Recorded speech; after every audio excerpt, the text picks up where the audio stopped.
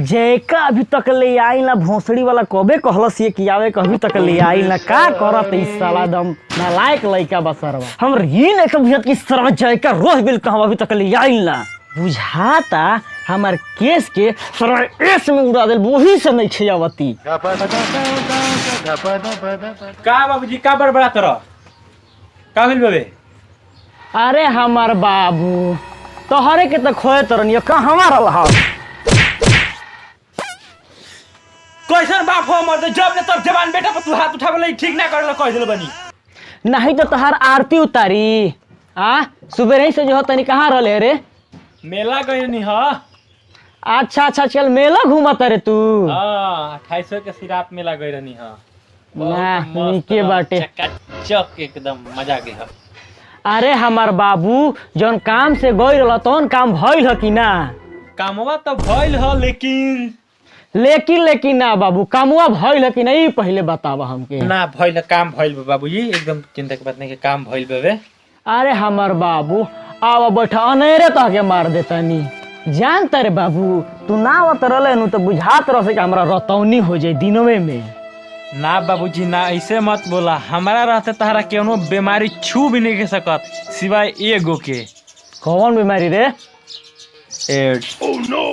AIDS के tension मत ले बेटा ओकर जुगाड़ हमरा पास बाटे जन मलिया सेट करके कहले नहीं कैले कि ना कैले भाग मर दे खाली अपने बारे में सोचे ल तू कैसन का आदमी हव 4-5 गो बियाह कर लियल तब हमर दे पेट नहीं के भरत माल भूखाई रहत रह एने हम रणुआ नाम से फेमस होखतनी गाँव में साला घूमत नहीं तो कहत रसन कि तू कहीं शिक्षर तो ना हवे आ 3-4 गोड़ा तो सर कहत कि तोर शकल ओसन के लगबो करेला किसान का तू बाप हव देखो अब हमू जवान हो गई बनी हम तहरा खातिर मेहर खोजतनी अब हमारा अच्छा नहीं लागत बेटा हमरा खातिर माल ना अपना खातिर माई खोजता रहे तो मर्दे रहे तो का रहे तो तू माई हम कहे तब बेटा कह दिया माई हो यहाँ पर ठोका मत बार। अच्छा वो बात छोड़ कैसन बिया का काम करे ले वो खूब झकास के माई बिया बाबूजी बुझल क्रेजी नंबर 1 के चिन्हल नु हां वे क्रेजी नंबर 1 वा ओकर साली ही बहुत बढ़िया बिया वो तवा बढ़िया दोस्त हमर दे दोस्त हनु तो ओकर साली ही आवेल रहलन अभी तक ले अइलन ना रुक फोन करतन कि कहां बड़न क्रेजी नंबर 1 का करतरन कर बेटा कर जल्दी कर। हाँ हेलो कौन हरे करी बहन के गुड रंगीला ए मर्दे हम हई। अरे सरवा त हम कब कहतन कि तू अजय देवगन के पाहुन हवे ए गरियावत काहे बड़ा मर्दे। अच्छा मेलो में सुनात नहीं खे।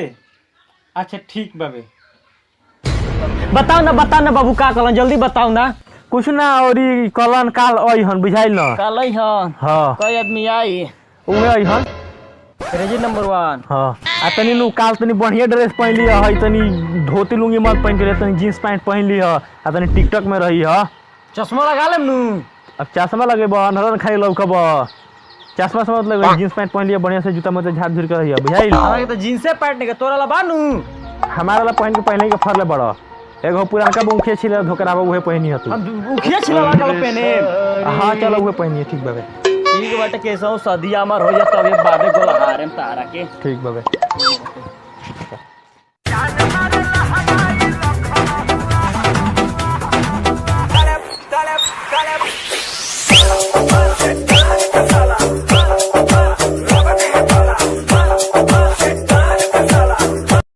कारे सरवा काहे फोन करके बोले रे अरे भाई तहार सलिया खाती बात भइल रहे न एगो लइका खाती। अच्छा हां हां तो उहे लइकवा के देख रोक लेती तो ठीक रहल ह। अच्छा लइकवा के बुलावा देख लेवल जा सरवा क्वेश्चन ना लइका हुनहार होई नु त अपन साली से बियाह करवा दे मर्द टेंशन मत लो। अच्छा ठीक बा बुलावा तनी बाबूजी तनी आई ह बाबूजी अरे साला तो नहीं हम अपन साली के तोर बाबूजी से शादी करवाई रे यार ना मर्दे लइकवा के नाम बाबूजी ह।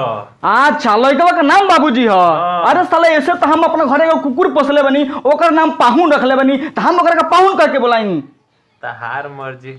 हां रे सरवा ई त बात सही कहता ना सरवा कुकुरे कह के बुलाएम ठीक बा तब लइकवा के बुलावे बरो लइका देखिए लेवल जा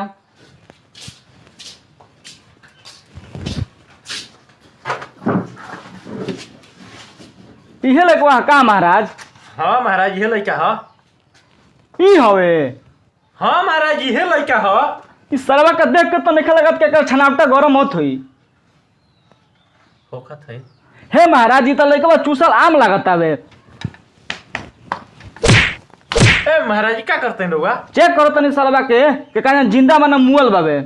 ए मर्दरवा जिंदा ताजा ताजा आदमी के आप मुआवत नहीं ऐसे ही ना मर्द चेक कर लेनी। हाँ एकरा से कहत रहा हमारा साली से शादी करे के, एकरा से तो हमारे घर के कुतियो साली ना करी। सरवा के देख के लगत के हिलावे के ज्यादा शौकीन बा। कोनो माई के लाल ना कहे पैनु का मिलावे न उ बा दूसरा बेंगलोर है हिला लेते जियो जे फ्री मिले अनलिमिटेड ता हमारा पता रहल कि सरवा हिलावना हवे, कहीं से देख के लगत के सरवा हिलावत रहल ए पहले। महाराज छोड़ी ना सब बात तो जमाने में तनी हो जाला, तनी बुझाई लो सब बात छोड़ी। अब अच्छा। आप आगे बोली का करे के बाबे?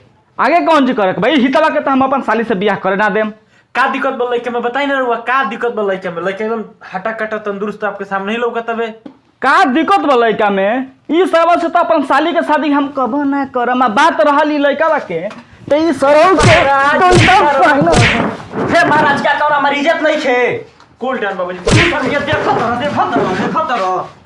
कूल डाउन बाबूजी, बैठी बैठी ए महाराज बैठी हो जाला। ए खून का नदी बहवा दे अभी काच के फेंके के पड़ी। हमारा लाड़ के नदी बवा दे। महाराज बैठी बैठी सुनी महाराज, अपन साली से नु हम ई बुढ़वा के शादी ना करम। काहे से नु ई बुढ़वा के देख के लगत नु कि ई सरवा से नु हमार साली के कुछ उखड़े वाला नहीं खे। ये महाराज का हो गइल हो? का हो गइल बाबूजी, का हो गइल? देखाओ रानी के भी हमरो में ताकत बाटे।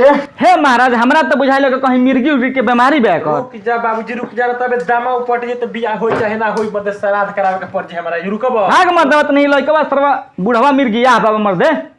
देखी भाई ई बियाह हो जोई ना, हम अपन साली से इस सरवा से बियाह ना करम त ना करम। हम जात नहीं सरवा हमरा के दुकान में बोला के टाइम पास कइला हसन। हट सरवा के शादी तो होखबे करी, काहे ना तारा लाश पर से हमरा गुजरे के पड़े। अच्छा लाश पर से गुजर रे बेटा ना बताओ ना, तू लाश पर से गुजर जगह लाश पर से सरऊ लाश पर से गुजरी हन सरवा।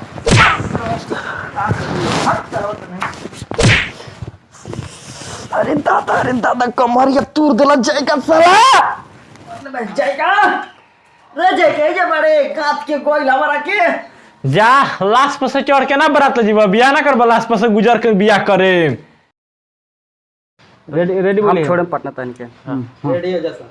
हां बोल रेडी। ए हाथ का मेरी इज्जत नहीं कोनो। ए बाबूजी कूल डाउन, तू सारी देखो तारा चौड़ियाई बा खून का नदी है जब काच के फेंके।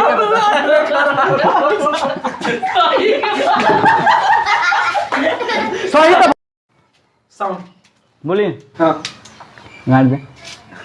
बैठी बैठी ए महाराज बैठी हो जाला। खून का नदी बहवा दे अभी काच के फेंके के पड़ी। हमारा लाड़ के नदी बवा दे। महाराज बैठी बैठी